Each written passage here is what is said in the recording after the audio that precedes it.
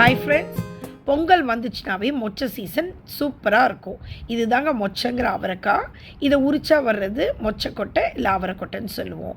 இதை over night தண்ணியில் ஊற வச்சுட்டு அடுத்த நாள் இப்படி கையில் வச்சு அழுத்துனீங்கன்னா பிதுக்குனிங்கன்னா வர்றது தான் பிதுக்கம்பருப்பு.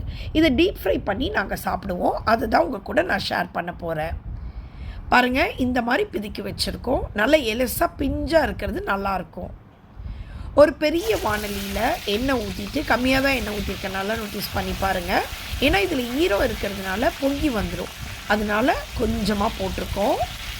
பாருங்கள், போட்டுட்டு ஒரு லைட்டாக அதை மிக்ஸ் பண்ணி விடுறோம். அந்த சத்தம் அடங்குற அளவுக்கு நம்ம விடணும். அதை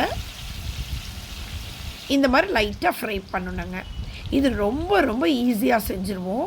பட் ரொம்ப டேஸ்டி. இது எங்கள் தருமபுரியில் ரெகுலராக இது இல்லாத வீடே இருக்காது.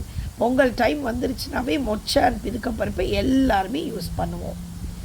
பாருங்கள், இது நல்லா சத்தம் அடங்கணும். சத்தம் அடங்கி மேலே தெளிஞ்சு வருது இல்லைங்களா, அந்த டைம் அந்த மாய்ஸ்டெல்லாம் போய் ஃப்ரை ஆயிடுச்சுன்னு நம்ம தெரிஞ்சுக்கலாம். அவ்வளோ தாங்க.